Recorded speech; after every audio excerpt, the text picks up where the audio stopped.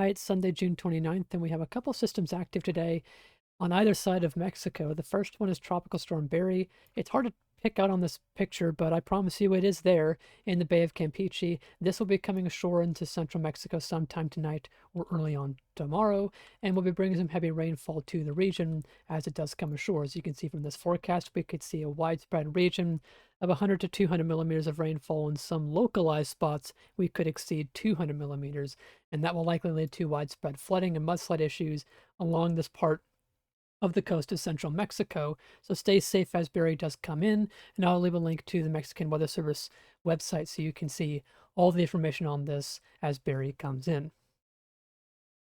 But the primary focus of this video is going to be on Tropical Storm Flossie in the eastern Pacific. This is a storm that formed earlier this morning, and this is going to be tracking northwest close to the coast of southern Mexico and may bring some impacts there as it intensifies off the coast. If you look at the system right now, it is not set to intensify at a very quick pace. It has been a minimal tropical storm really all afternoon, though we do see some signs that maybe the system is trying to organize better to get to that point to intensify.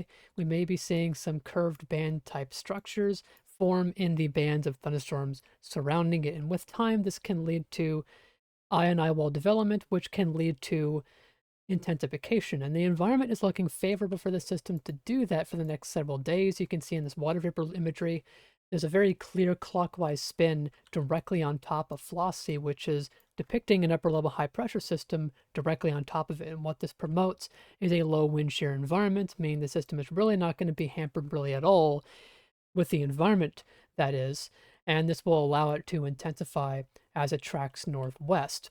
You can see this as we look at the GFS 200 millibar flow. This is showing you the upper level winds in the streamlines and colorings, and the red L here is Flossie, and this is by Tuesday morning local time. It is moving quite slow. That will go in its favor as it is going to be moving very slow and very warm sea surface temperatures, but you can see by this point we still have this clockwise spin aloft, showing you that low wind shear environment. And if I get a sounding over the system, you can see that we have light to maybe moderate shear at times, but this type of shear is very much not a problem for Flossie. And a larger system like this can certainly combat light to moderate shear like that. It's likely not going to be an issue really at all.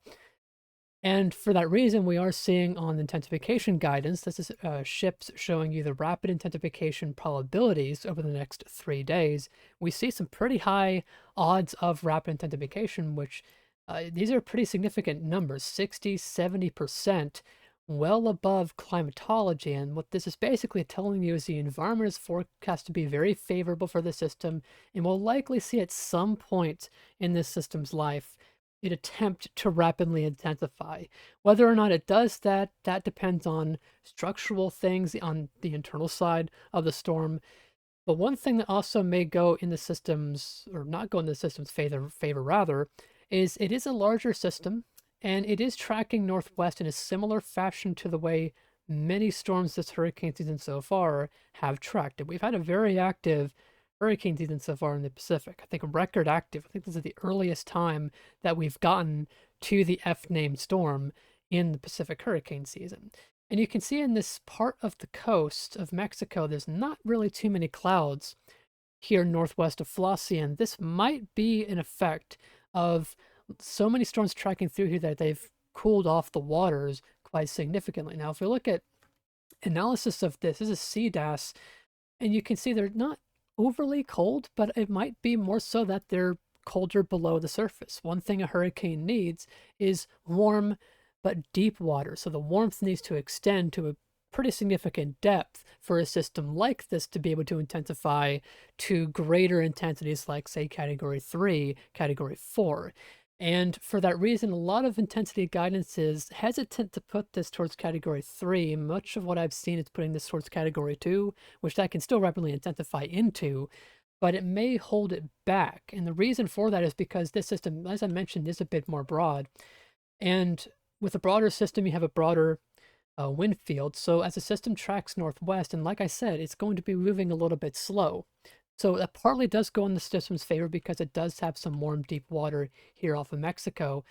But as it continues tracking northwest, we'll see tropical storm force winds begin to upwell this cooler water in advance of the eye of the storm, and that can begin to upwell cooler water really quickly if it's not very deep, and in this part of the basin it is not really deep at all.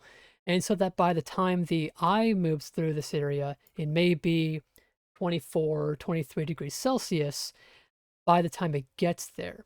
And that's probably why we're seeing a lot of model guidance say, category 1, category 2, but nothing really beyond that. Is it possible we see that if everything goes right with this system? Certainly, it does have a couple of days in some pretty warm and deep ocean water, and the environment, like I mentioned, is going to be favorable for the foreseeable future. But the peak intensity right now from the Hurricane Center is about category 2 intensity, 100 miles per hour, and I'd agree with that forecast. Now, for impacts to Mexico, the good news is here the center of the storm is going to be staying offshore. It's under the influence of a high pressure system over the southern United States, and that will keep it on this northwestward trajectory for the next several days. The downside is it is fairly broad, so it will have a fairly expansive wind field. So we could get some tropical storm force winds along the coast of Mexico here. And you can see the closest approach is by Tuesday morning through Wednesday morning. So really all day Tuesday, that's when the most adverse conditions will occur. But the most significant issue will be rainfall, as we do have a lot of mountainous terrain here, and it has certainly been a common issue with storms so far this hurricane season, in that rainfall pushing into the mountainous terrain can easily lead to very heavy rainfall totals, and this storm is going to be no exception to that rule. You can see on this forecast, we could see a wide swath along the coast of 100 to 200 millimeters of rainfall, with some localized spots exceeding 200 millimeters.